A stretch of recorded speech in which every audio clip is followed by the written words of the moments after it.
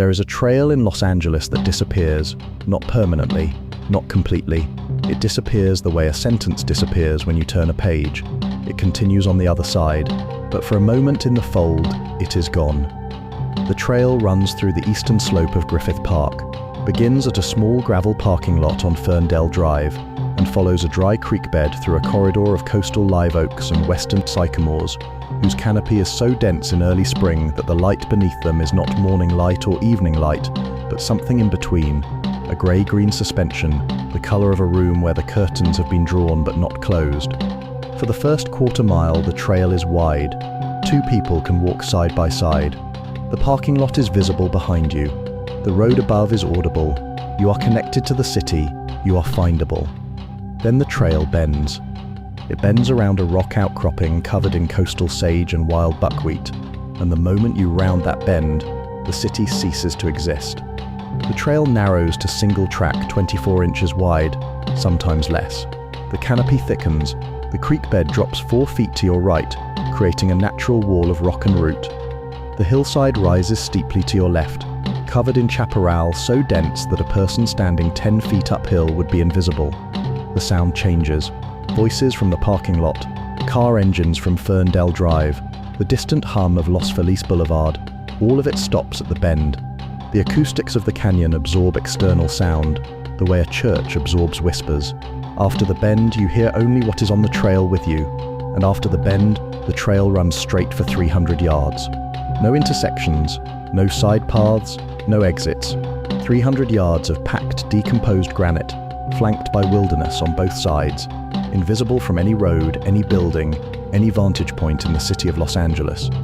If you are running this trail alone at 6:15 in the morning, in March, before the sun has cleared the ridgeline of the Hollywood Hills, and you round that bend, you are as isolated as a human being can be inside a city of 2.8 million people.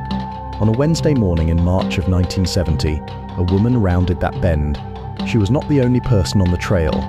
Griffith Park was given to the city of Los Angeles on December 16, 1896, by a man named Colonel Griffith Jenkins.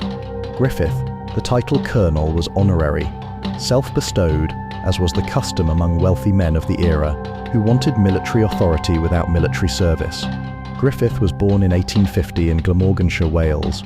He immigrated to America as a teenager, made his fortune in Mexican silver mining and Los Angeles real estate speculation, and by his 40s, owned more undeveloped land in the eastern Santa Monica Mountains than any individual in California. He donated 4,010 acres to the city. His stated motivation was public benefit. He wanted every resident of Los Angeles, regardless of wealth, to have access to open space and clean air. His unstated motivation, suggested by historians, was legacy insurance. Griffith knew his reputation was fragile. In 1903, 7 years after the donation, he would prove this assessment correct by shooting his wife Mary Agnes Christina Mesmer in the right eye at the Arcadia Hotel in Santa Monica. She survived. He served 2 years at San Quentin. The park kept his name. Los Angeles is a city that has always been more attached to its gifts than to the character of its givers. By 1970, Griffith Park contains 4,310 acres, the additional 300 acquired through subsequent land purchases. It holds the Griffith Observatory, opened in 1935, where James Dean stood at the edge of the planetarium in Rebel Without a Cause. It holds the Greek Theatre, an outdoor amphitheatre that seats 5,870. It holds a merry-go-round built in 1926, a zoo opened in 1966, and 53 miles of trails that are maintained by the city and patrolled by park rangers. The rangers begin their shifts at 8 a.m. At 6:15 a.m., the trails are unpatrolled. There are no surveillance cameras. The technology exists, but the budget does not. There are no emergency call boxes. They won't be installed until 1989. There are no other runners on Fern Dell Trail on this Wednesday morning, because Fern Dell is not a popular route. It is a quiet trail, a forgotten trail, the kind of trail that belongs to the people who know it exists, and no one else. 2 people know it exists. One is a woman who runs it 5 mornings a week because it is the only place in Los Angeles where she is not the most looked at woman in America. The other is a man who runs it 3 mornings a week because it is the only place in Los Angeles where his body and his mind operate at the same speed. They have never met. They have never seen each other on the trail. Their schedules overlap on Mondays and Wednesdays and Fridays, but the man runs at 6 a.m. and the woman runs at 6:10 a.m. And the 10-minute gap has kept them in parallel for months, two bodies moving through the same canyon on the same mornings, separated by a distance that neither of them knows exists. On this Wednesday, the man left his house in Bel Air 7 minutes late. A phone call from Hong Kong, his mother, asking about his son Brandon, who had turned 5 in February. The call lasted 6 minutes. He left at 5:53 instead of 5:46. He arrived at the Fern Dell parking lot at 6:08 instead of 6:01. He entered the trail 7 minutes behind the woman instead of 10 minutes ahead of her. 7 minutes is the distance between two people who never meet, and two people whose lives intersect on a trail in a canyon at dawn. The woman, she entered the trail at 6:11 a.m. from the Fern Dell parking lot. She drove herself a white 1968 Mercedes-Benz 280 SL with a tan interior, parked in the farthest spot from the trailhead because she parks away from other cars to avoid being seen. She was wearing grey sweatpants that she bought at a sporting goods store in the valley, a white cotton t-shirt that was 2 sizes too large, and running shoes, Nike Cortez, the original model with the blue swoosh, released in 1967. Her hair was pulled back in a ponytail secured with a rubber band. No makeup, no jewelry, no earrings, no rings, no bracelet, no watch. She had learned that running without jewelry made her unrecognizable to anyone who only knew her from photographs, and everyone only knew her from photographs. She was 5'6", 130 pounds. Her legs were muscular from 2 years of consistent running, the quadriceps defined, the calves tapered, the kind of legs that photographers posed in heels and that she preferred in running shoes. Her shoulders were broader than people expected. The photographs always emphasized her waist, which was 22 inches, and de-emphasized her shoulders, which were the shoulders of a woman who had started doing physical work on film sets in 1966 and had never stopped. Her face, without makeup, was striking in a different way than the magazine covers suggested, sharper, less symmetrical, more interesting. The beauty that the camera loved was a subset of the beauty that existed. The real version was better. She was born Jo Raquel Tejada on September 5, 1940, in Chicago, Illinois. Her father, Armand Carlos Tejada, was a Bolivian-born aeronautical engineer who worked for General Dynamics. Her mother, Josephine Sarah Hall, was of English descent from the American Midwest. The family moved to La Jolla, California when Raquel was 2 years old. She grew up bilingual, English at school, Spanish at home. By 14, she was winning beauty pageants in San Diego. By 19, she was in Hollywood. By 25, she was on the cover of Life magazine, in a deerskin bikini from 1 million years BC, a film in which she spoke approximately 3 lines of dialogue and became, overnight, the most famous body in the Western world. The image preceded the person. It always preceded the person.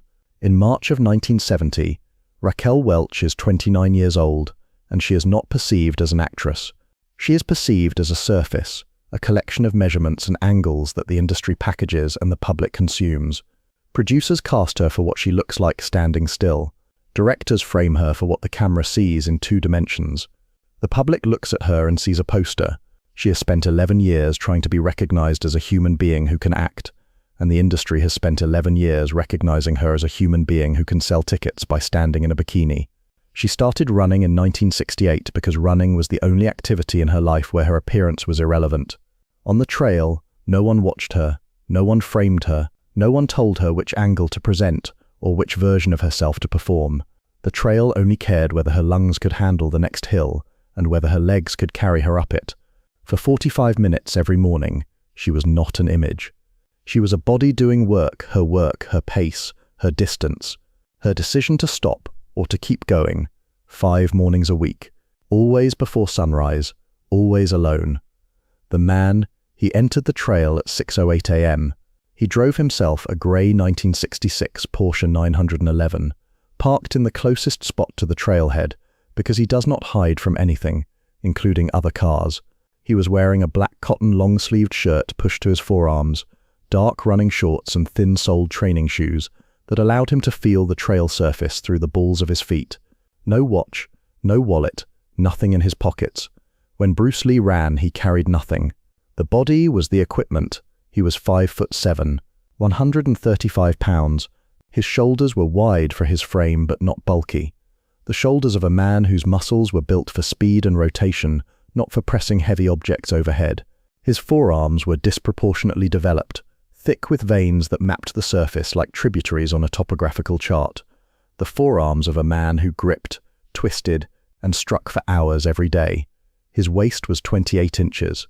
His body fat percentage was estimated at between 3 and 5%, a number so low that some physicians who examined him believed the measurement was an error. It was not an error, it was the result of training 6 hours a day, 6 days a week for 15 years. Bruce Lee was born on November 27, 1940, at the Chinese Hospital in San Francisco, California, while his father Li Hoi Chuen was on tour with the Cantonese Opera Company. The family returned to Hong Kong when Bruce was 3 months old. He grew up in Kowloon, the dense, electric, overcrowded peninsula across the harbour from Hong Kong Island, and by 18 he had appeared in 20 films as a child actor, studied Wing Chun Kung Fu under the legendary IP Man, gotten into enough rooftop street fights to fill a police file, and been sent to America by parents who calculated that the only thing more dangerous than San Francisco was letting their son stay in Hong Kong. He arrived in April of 1959 with $100 and a theory about human movement that contradicted every martial arts school on earth. By 1970, he had opened and closed 3 schools, been cast and cancelled as Kato on the Green Hornet, developed a fighting philosophy called Jeet Kune Do that would eventually influence every combat sport on the planet, and arrived at the particular frustration of a man who is the best in the world at what he does and cannot get the world to watch. His morning run was not exercise, it was curriculum.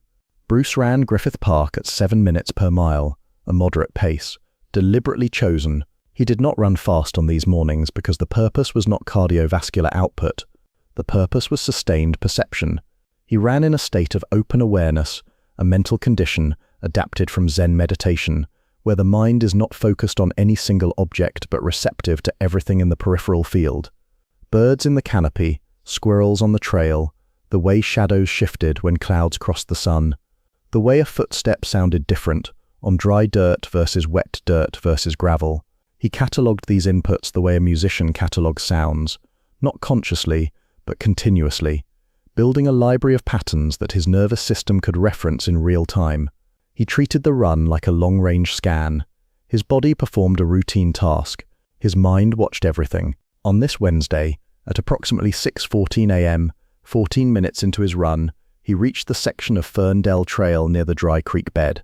Ahead of him, approximately 200 yards, he saw 4 figures, 1 running, 3 walking. The running figure was female, shorter stride, lighter footfall, consistent pace, the cadence of a person who ran this route regularly. The 3 walking figures were male, taller, heavier, irregular cadence. They were not running, they were not walking casually. They were walking at a pace calculated to close distance without triggering alarm. Approximately 3.5 miles per hour, 30% faster than a stroll, but slow enough to look unremarkable. And they were spreading apart. 1 on the trail center, 1 drifting left toward the tree line, 1 drifting right toward the creek bed. The spread was approximately 6 feet to each side, just enough to cover the full width of the trail and eliminate the possibility of the woman passing them on either flank. Bruce Lee processed the geometry in 2 seconds. Dan Inosanto, his closest student, the man who would carry Jeet Kune Do forward after Bruce's death, described this ability in a 1980 interview. Bruce could walk into a room and within 2 seconds tell you who was dangerous, who was nervous, who was carrying a weapon, and where the exits were. It wasn't a gift, it was a skill. He trained his eyes to see what everyone else's eyes filtered out. 2 seconds, 4 bodies, 3 men spreading into a triangle behind a woman on a narrowing trail at 6:15 in the morning. 1 center, 1 left, 1 right, the geometry of a closing net. Bruce had seen this geometry before, in Mong Kok at 17, when 3 men cornered a shopkeeper in an alley, and he memorized the formation from across the street. In Oakland at 23, when 2 men tried to flank him outside a restaurant after he refused to stop teaching non-Chinese students. The pattern is universal. It exists in every city, every culture, every century. 3 points forming a triangle, around a single point, the mathematics of predation. His heart rate did not change, his breathing did not change, but his pace did. He shifted from 7-minute mile pace to 5-minute mile pace. The acceleration was invisible. His stride lengthened by 4 inches. His arm swing increased by 2 inches. His foot contact shifted from midfoot to forefoot. To anyone watching, he was a jogger who had sped up slightly on a downhill section. He was not a jogger. He was a closing distance equation. 200 yards at 5-minute mile pace, 17 seconds. The woman rounded the blind bend and disappeared from view. The 3 men followed her around the bend. Bruce followed the 3 men. The bend in Fern Dell Trail is not sharp. It is gradual, a 30-degree curve that wraps around a rock outcropping over approximately 40 feet of trail. This means that when you round it, you don't see the other side all at once. It reveals itself in stages, like a sentence being written from left to right. First you see the vegetation change. The sage gives way to taller chaparral, the sycamores thicken, the canopy lowers. Then you see the trail straighten, the packed dirt extending ahead of you in a line, so even it could have been drawn with a ruler. Then you see the distance, 300 yards of corridor with no intersections, no side paths, no gates, no exits, just the trail and the vegetation and the grey pre-dawn sky visible in fragments through the canopy above. And then you understand. If you are a woman alone on this trail at 6:17 in the morning, and you have just rounded this bend, and you can hear 3 sets of heavy footsteps behind you getting louder, and you look ahead and see 300 yards of empty trail with nowhere to go, you understand. Raquel Welch understood. She stopped running. The deceleration was not gradual. She planted her right foot and her momentum carried her forward half a step before her body obeyed. She turned around. The motion was deliberate, not panicked, not theatrical. The turn of a woman who has decided that facing the thing behind her is better than running from it blindly. 3 men were walking toward her. The first, the tallest, 6 feet even, approximately 190 pounds, was on the center of the trail. He was wearing a denim jacket over a dark t-shirt, work boots with dried mud on the soles, the clothing of a man who worked with his hands during the day and used those hands differently at night. His stride was long and unhurried. He was 35 feet away. At 3.5 miles per hour, he would reach her in approximately 7 seconds. The second, 5'10", 175 pounds, leather jacket, dark hair that fell across his forehead, was to her left, partially in the tree line. He had moved off the trail itself and was walking on the soft dirt between the sage bushes, which meant his footsteps were quieter than the center man's. He was 20 feet from Raquel. His hands were in his jacket pockets. What was in his jacket pockets was not visible. The third, 5'9", 180 pounds, grey windbreaker zipped to the collar, was to her right, near the creek bed. He was shifting his weight from foot to foot in a lateral rocking motion that transferred his center of gravity from left to right and back again, approximately once per second. This is a motion the body produces involuntarily when the sympathetic nervous system has been activated, but no action has been decided upon. It is the physical expression of a man whose body is asking his brain, "What are we doing?" The brain has not answered yet.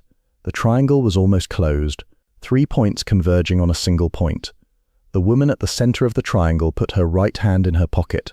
Her fingers found her car keys, 3 keys on a plain metal ring.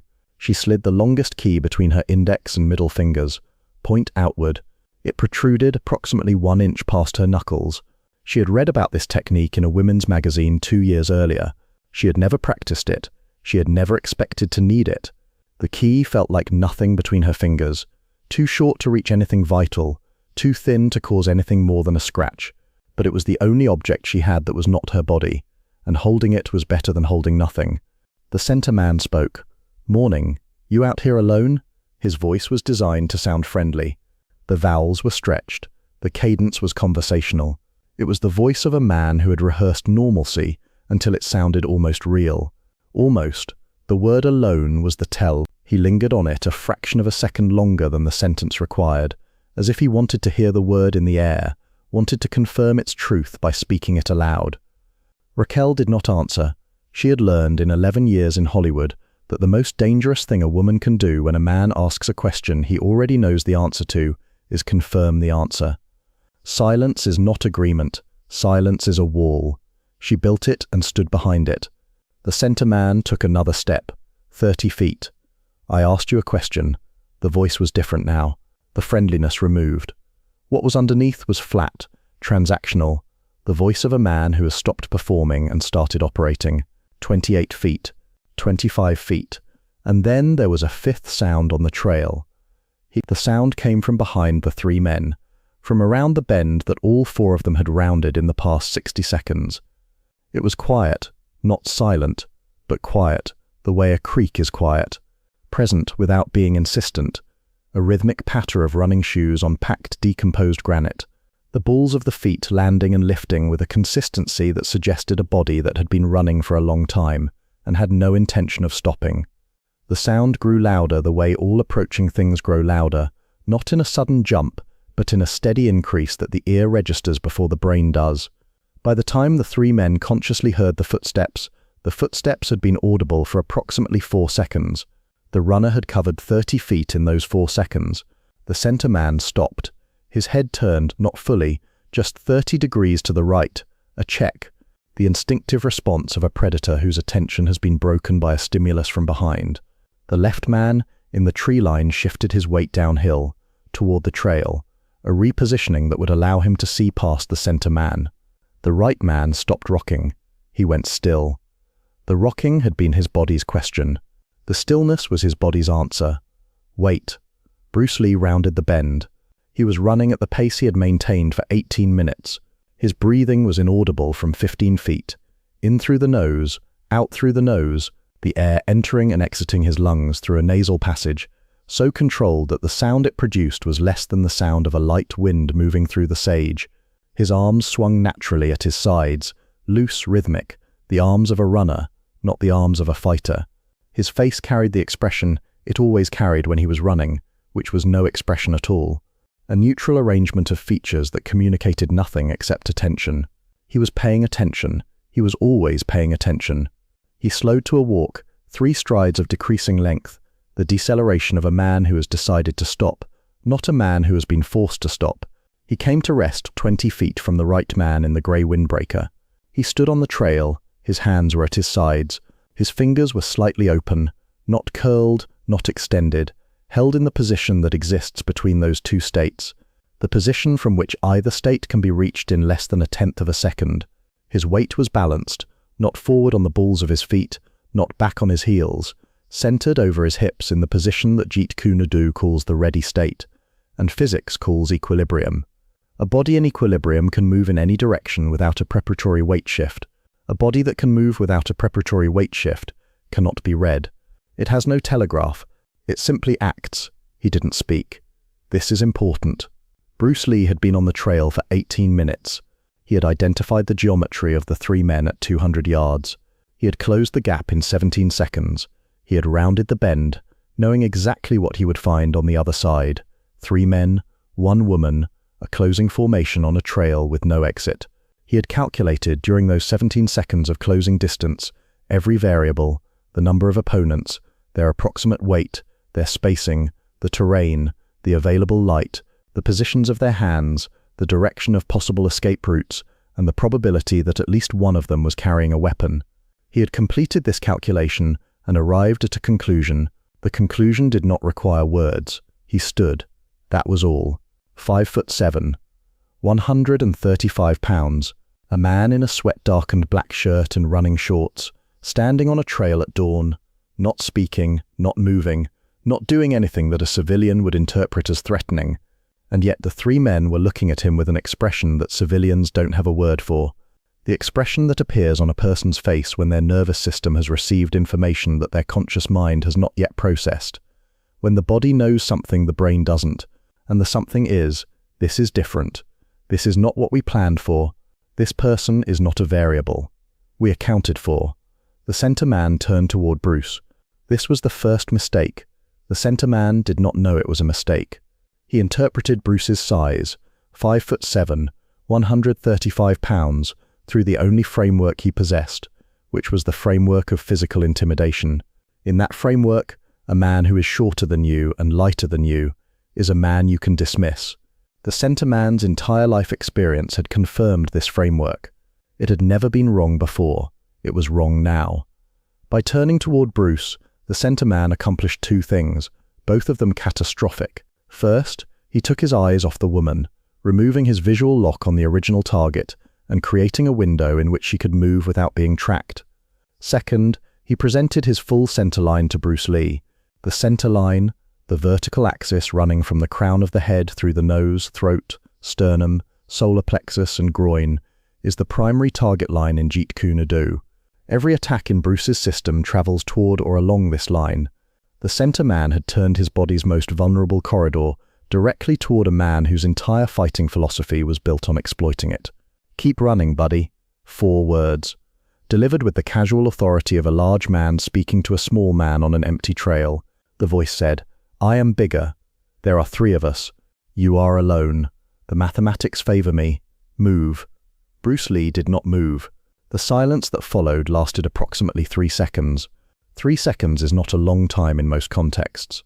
In this context, 2 men facing each other on a narrow trail at dawn, one of them expecting compliance and the other providing none. 3 seconds is an eternity. It is long enough for the center man's brain to complete a full revision of its initial assessment. The revision went something like, "He didn't leave. I told him to leave, and he didn't leave. Men who are afraid leave. He is not afraid. Why is he not afraid? Something is wrong." The right man answered the question his body had been asking. His body had been rocking, left foot, right foot, waiting for a decision. The decision arrived. He stepped toward Bruce and extended his right hand toward Bruce's left shoulder. It was a grab, the universal first move of an untrained man in a confrontation. The arm extended, the fingers open, the body leaning forward, the weight committed to a single direction. It was the second mistake. Bruce intercepted the reaching arm with a pak sao, an open palm slap block from Wing Chun, adapted into Jeet Kune Do with modifications for speed and directness. His left palm struck the inside of the man's right forearm at the midpoint between wrist and elbow. The contact redirected the arm downward and to the left, clearing Bruce's center line.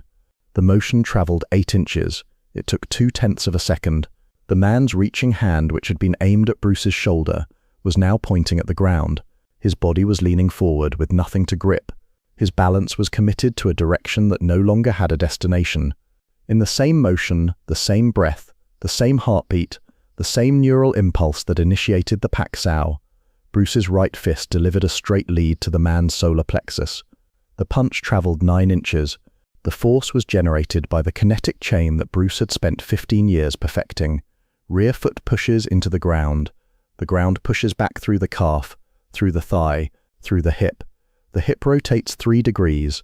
The rotation travels through the torso, through the shoulder drives the arm forward. The arm delivers the fist. The fist connects with the 2 front knuckles, the index knuckle and the middle knuckle, concentrating approximately 400 pounds of force into a contact area smaller than a postage stamp. The man's solar plexus compressed. The celiac plexus, the network of nerves behind the stomach that controls the diaphragm, fired an alarm signal to the brain. The diaphragm spasmed, the lungs emptied, the abdominal muscles contracted involuntarily, pulling the man's torso forward and down. He folded at the waist like a book closing. His knees hit the packed dirt. His hands hit the ground in front of him. His mouth was open, but producing no sound, because the mechanism that produces sound requires air, and his lungs contained none. 1.8 seconds. The left man came from the tree line. He had been standing on the hillside among the sage bushes, approximately 10 feet above the trail, and his approach was downhill, a 2-second scramble through loose dirt and low vegetation that brought him to the trail surface behind Bruce and to his right. He swung a right hook. The punch was wide, looping, beginning at his right shoulder and traveling in an arc approximately 24 inches long. It was aimed at the left side of Bruce's head. It carried the full rotational force of a 175-pound man's torso, enough to break a jaw, dislocate a vertebra, or cause unconsciousness if it connected. It did not connect. Bruce saw the punch before it was a punch. He saw the left shoulder dip, the counterbalance motion that occurs 40 to 60 milliseconds before the right arm begins its forward arc. In that 40-millisecond window, Bruce made a decision that required no thought because it had been drilled into his neuromuscular system through 10,000 repetitions. Level change. His rear knee bent 2 inches, his entire frame dropped vertically, spine straight, head level, eyes still forward. The hook passed over his head. He could feel the air, a brief thermal disturbance across the crown of his skull, the fingerprint of a fist that missed by 3 inches. 3 inches, the distance between a concussion and a counter. Bruce rose. The upward motion was not recovery, it was attack. His body uncoiled from the level change into a palm heel strike that traveled upward at 30 degrees. The base of his right palm connected with the man's mandible, at the temporomandibular joint, the hinge where the jawbone meets the skull, one of the most vulnerable points on the human head. The impact transmitted a shock wave through the bone into the temporal region, vibrating the vestibular apparatus, the inner ear's gyroscope, the mechanism that tells the brain which direction is down. When the vestibular system is disrupted, balance ceases to exist. The legs receive no reliable information about gravity. They stop working. The man fell sideways, not a dramatic fall, not a cinematic backward flight through the air. A collapse, the kind of fall that happens when the body's operating system crashes and the hardware simply powers down. He landed in the sagebrush on his left side. His eyes were open. They tracked nothing. The sky rotated above him in a slow, meaningless spiral, 3.6 seconds from the first man's grab. The center man was 25 feet away. Between him and Bruce, 2 bodies, one kneeling, gasping, one lying in the sagebrush, staring at a carousel sky. The center man had watched his 2 partners neutralized in less than 4 seconds by a man who weighed 55 pounds less than him and who had not yet spoken a single word. His brain was running a calculation. The calculation was simple. The answer was simpler. He turned and ran. His work boots hit the packed dirt in a heavy, flat-footed pattern. The stride of a man running away from something his body understood before his brain did. Bruce watched him go. He did not pursue. He stood in the center of the trail and listened. The footsteps receded around the blind bend. They grew quieter over approximately 11 seconds, the time it took the man's 6-foot frame to cover the 40 feet of curve and disappear beyond the rock outcropping. Bruce listened for 30 additional seconds. The footsteps did not return. The canyon absorbed them the way the canyon absorbed everything completely, impartially, without judgment. Total time from first contact to resolution, 6 seconds. The trail was quiet again. Not the quiet of peace. The quiet of aftermath. The sagebrush was still trembling, where the left man had landed. A scrub jay on a sycamore branch 10 feet overhead made a single sharp call, a territorial alarm, the avian equivalent of asking whether the disturbance below was finished. The creek bed was silent.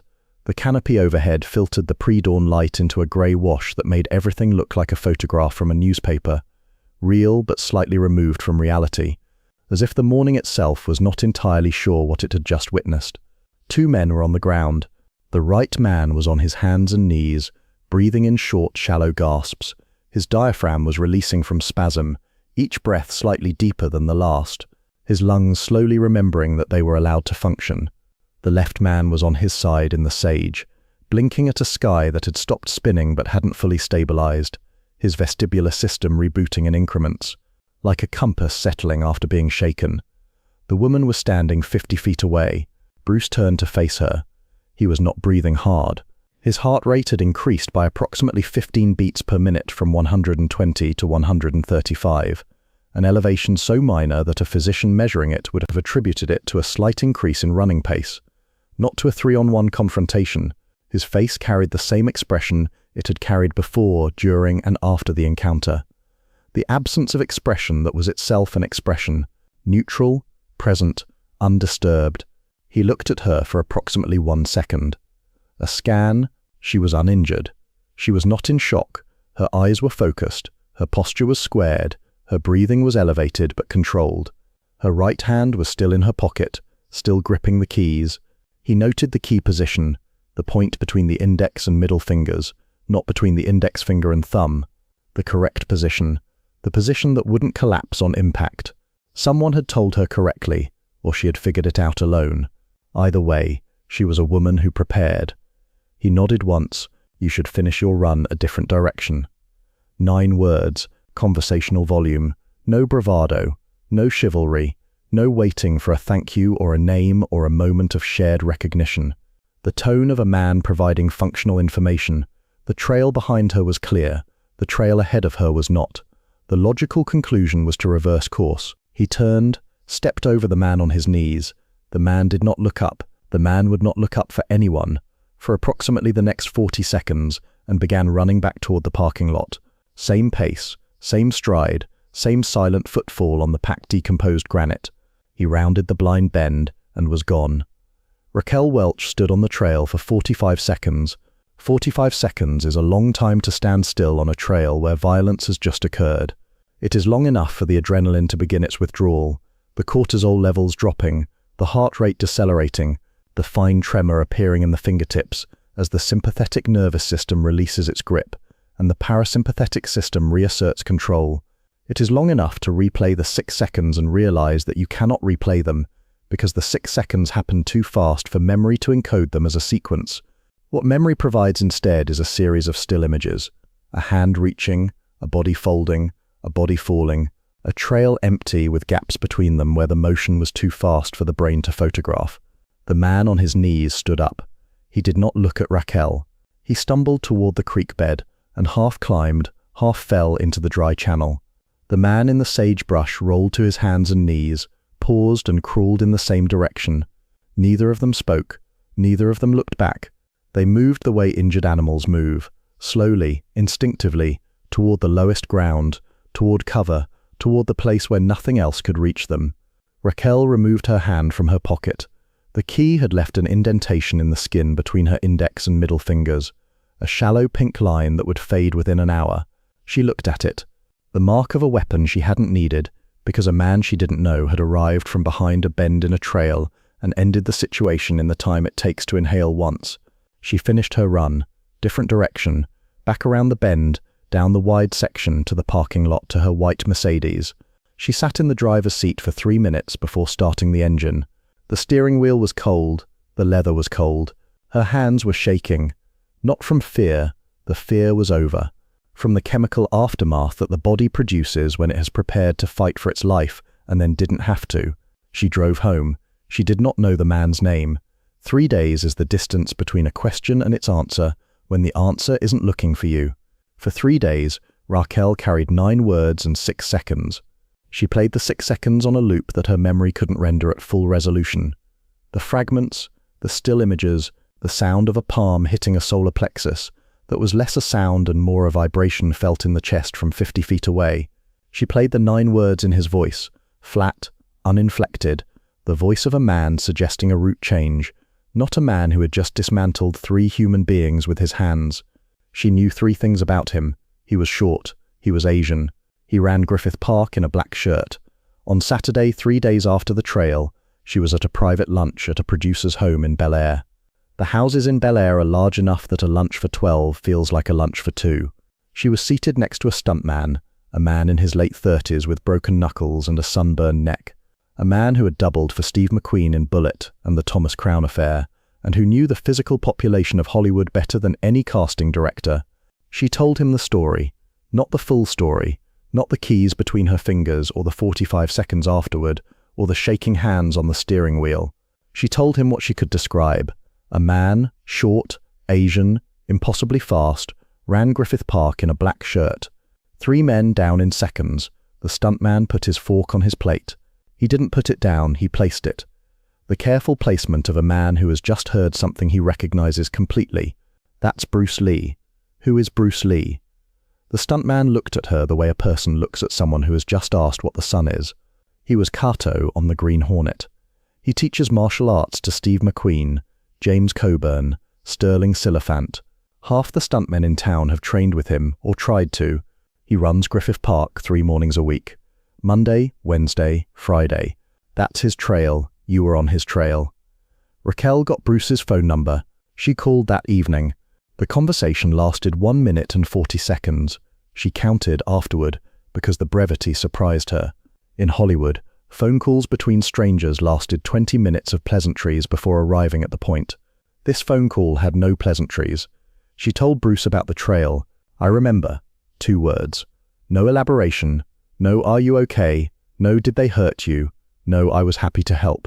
2 words that confirmed the event had occurred and offered nothing beyond confirmation. Will you teach me? I don't teach self-defense. A pause. Raquel, who was not accustomed to being refused and was not accustomed to admiring the refusal, waited. "Then what do you teach? How to not need it." Another pause. Then Bruce said 5 more words. "Tomorrow morning, 7 o'clock." He gave her the address. He hung up. Sunday, 7 a.m., Roscamare Road, Bel Air. The backyard was small by Bel Air standards, perhaps 60 feet deep, sloping gently toward a canyon filled with live oaks and wild fennel. A wooden Wing Chun dummy stood bolted to a steel frame near the back fence. A training apparatus made of a vertical wooden post with 3 wooden arms and a wooden leg protruding at specific angles, designed to simulate an opponent's limbs. A heavy canvas bag hung from a steel pipe between 2 posts, its surface darkened with years of impact, oil from Bruce's hands. A flat patch of grass, approximately 20 by 20 feet, occupied the center of the yard. The grass was worn in a circular pattern, the footprint of thousands of hours of footwork drilling. Bruce was already outside. He stood at the edge of the grass patch with his arms crossed. He was wearing a white t-shirt and dark training pants. His feet were bare. He watched Raquel come through the back door the way he watched everyone, with a 1-second scan that catalogued posture, weight distribution, hand position, breathing rate, and the invisible architecture of a body's accumulated experience. "You've been in situations before," he said. It was not a question. It was a reading, the same way a doctor reads a patient's history through the body before asking a single question. The slight forward lean that indicates habitual alertness, the elevated shoulders that indicate chronic tension, the hands that won't fully open because they've been closed around car keys and doorknobs, and the edges of tables in rooms with men who stood too close. "I've been in Hollywood since I was 19. Bruce nodded. One nod, the nod that said, "I understand." Not "I understand what you've been through." That would require being a woman in Hollywood, which he was not. "But I understand the body you've built in response to it, because bodies are my language, and yours is speaking clearly. I'm going to teach you one thing," he said. "One technique, not 2, not a system. If I teach you 2 things, under adrenaline you will hesitate between them. One thing means no hesitation. One thing means the body decides before the brain." He held up his right hand. The palm was open, fingers pulled back, wrist locked in extension. The base of the palm, the thick muscular pad directly above the wrist, was presented forward. This was the palm heel. "This is the only strike you need. Palm heel to the sternum," he explained. The sternum, the flat bone at the center of the chest, approximately 6 inches long, 1/2 inch thick. It sits directly over the heart and the diaphragm. It is the largest bone on the front of the human torso, which means it is the largest target. Under adrenaline, fine motor skills deteriorate. You cannot accurately aim for an eye, a throat, or a nerve cluster when your heart rate is above 175 beats per minute. You can aim for a chest. The chest is always there. It does not move laterally. It does not duck. It is a wall that every human being presents to you when they face you, and you cannot miss it. A palm heel to the sternum produces 3 simultaneous effects. First, periosteal pain. The nerve-rich membrane surrounding the bone fires on impact, producing sharp, immediate, incapacitating pain. Second, respiratory disruption. The force transmits through the sternum into the diaphragm, causing it to spasm, preventing inhalation for 3 to 8 seconds. Third, freeze response. The brain interprets chest impact as a cardiac threat and floods the body with adrenaline, which in an untrained person produces paralysis, not aggression. The target stops. The target's hands go to his chest. The target cannot breathe, cannot think, cannot pursue. In those seconds, Bruce said, you leave, you don't hit again. You don't wait, you don't watch, you strike and you go. The door is the only thing that matters after the strike. He held a focus pad against his chest. Hit it. Raquel hit it. The first 10 strikes were arm punches, the shoulder pushed, the elbow extended, the palm arrived without the body behind it. The wrist collapsed twice. The pad absorbed the force without moving. These were the strikes of a person who had never been taught to use her body as a weapon. Again, from the floor. He showed her. The rear foot pushes into the ground. The ground pushes back.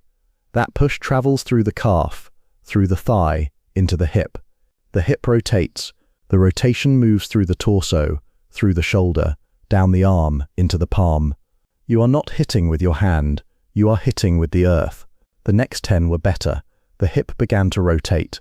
The connection between the lower body and the upper body engaged. The pad moved. The sound changed from a soft thud to a sharper, flatter crack. The final 10 were correct. The kinetic chain was complete.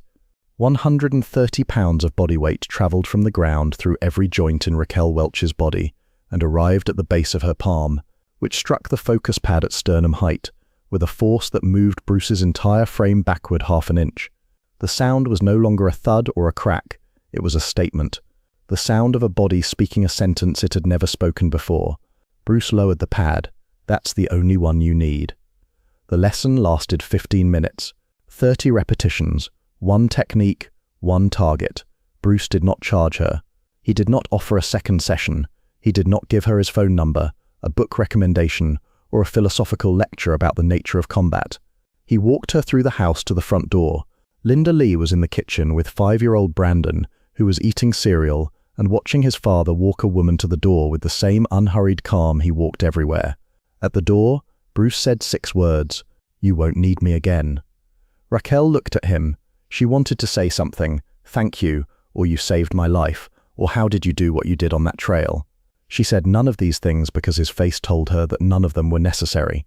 He already knew, and he had already given her everything he intended to give. 6 seconds on a trail and 15 minutes in a backyard. She walked to her car. She sat in the driver's seat. Her right palm was red. The base of the palm flushed from 30 impacts. She opened and closed her hand 3 times. The motion felt different than it had felt an hour ago. It felt loaded. The hand knew something now that it hadn't known before, and the knowing lived not in her brain but in the muscle and the bone and the memory of 30 repetitions that had rewired the connection between her body and her intention. She drove home. 3 months later, June 1970, Soundstage 14, 20th Century Fox Studios, Century City, the hallway behind the set. Concrete floor, exposed pipe overhead, fluorescent tubes humming at 60 cycles, casting the flat, shadowless light that makes everything look like evidence. The hallway was 40 feet long and 8 feet wide. At one end, the soundstage door. At the other end, a row of dressing rooms with plywood doors and brass handles. A producer walked toward her. She knew him. Everyone knew him. He was a man who had built a career on 2 foundations, an ability to identify profitable films and an inability to distinguish between professional authority and personal entitlement. He was a man whose hand had rested on the small of every actress's back at every studio party for the past 15 years, and whose hand had done more than rest when the party was over and the witnesses were gone. The stories about him circulated the way all such stories circulated in 1970, in whispers, in half-sentences, in the careful code that women developed to warn each other without saying anything that could be quoted. He grabbed her right arm. His hand closed around her bicep, not her wrist, not her elbow, her bicep, the part of the arm that you grab when you are pulling someone somewhere. They have not agreed to go. He pulled her toward the nearest dressing room door. "Come on, let's talk about your next role." The sentence was a key. The dressing room was the lock. The next role was the fiction that gave the action a name that wasn't its real name.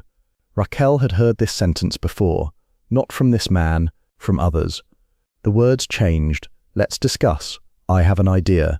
Come see something," but the grammar was always the same, a command disguised as an invitation, delivered while moving, designed to put the woman inside a room with a closed door, before she had time to decide whether she wanted to be there. Raquel Welch did not go to the room. She did not scream. She did not threaten. She did not invoke the name of her agent, her lawyer, her manager, or the Screen Actors Guild. She did not do any of the things that the industry had trained women to do. Instead of the thing that works, she pivoted her rear foot, she rotated her hip, she drove the base of her right palm into the center of his sternum. The kinetic chain was complete. The periosteum fired. The diaphragm spasmed. The freeze response engaged. The producer released her arm. He stepped backward. 2 steps, involuntary, his body retreating from the impact before his brain catalogued what had happened. His right hand went to his chest. His mouth opened. No air entered for 3 seconds. His face went through 3 expressions. The first was the residual aggression of the grab, the face of a man who was still for a fraction of a second in the story he had been telling himself. The second was confusion, the face of a man experiencing a physical consequence for behavior that had never before produced a physical consequence. The third was new. The third was something his face had never worn in the presence of a woman he considered controllable. Fear. Raquel looked at him. She wore the expression she had learned on a trail and refined in a backyard. The expression of zero. No anger. No triumph. No satisfaction. The absence of emotion that says, "This is not a negotiation. This is not a conversation. This is a fact. The fact is that my palm just hit your sternum, and it will hit it again, under identical circumstances, and there is nothing you can do to change this equation. Don't ever touch me again." 5 words. She turned and walked back toward the soundstage. She did not look back. The door was the only thing that mattered after the strike. Bruce had said so. She followed the instruction the way she had followed the technique, precisely, without waste. The producer stood in the hallway for approximately 10 seconds.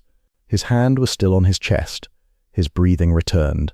His face rearranged itself into something he could wear in public. He straightened his tie. He walked in the opposite direction. He never touched her again. In a 2001 interview, 31 years later, a journalist asked Raquel Welch about self-defense. The question was casual, part of a longer conversation about women in Hollywood. Raquel's answer was not casual. "A man taught me one thing.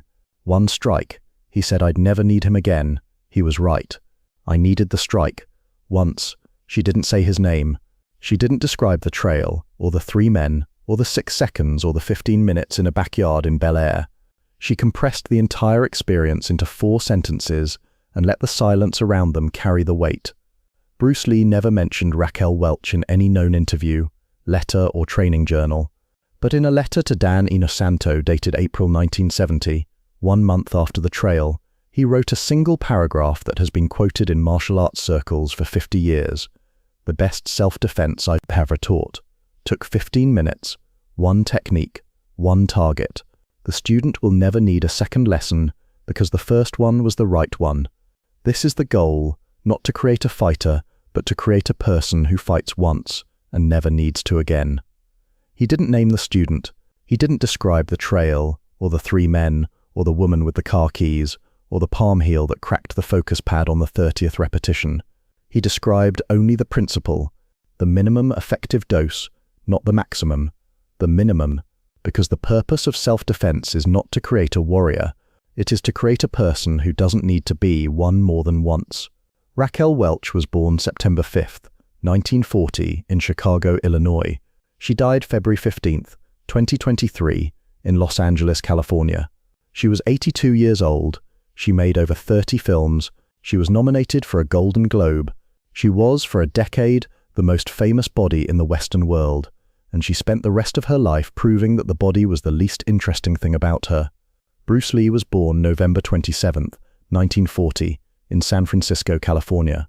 He died July 20, 1973, in Kowloon, Hong Kong. He was 32 years old. He made 4.5 films. He changed the way the world understood the human body. And on a Wednesday morning in March of 1970, 7 minutes late because of a phone call from his mother, he ran a trail he had run 100 times before and found a woman he had never seen before, and did what his body was built to do, not because he knew who she was, but because the geometry was wrong. They were born 83 days apart in the same year. They met twice. The first meeting lasted 6 seconds. The second lasted 15 minutes. Together 20 minutes. Less time than a lunch break. More time than most people ever get with the person who changes them. The trail is still there. Fern Dell, Griffith Park. The bend still narrows. The sage still blooms purple in March. The canopy still closes overhead like a hand curling around a secret. If you run it at 6:15 a.m., you will round that bend and see the same 300 yards of empty corridor. No intersections, no side paths, no exits. She didn't need an exit. She needed one strike, and she never ran afraid again.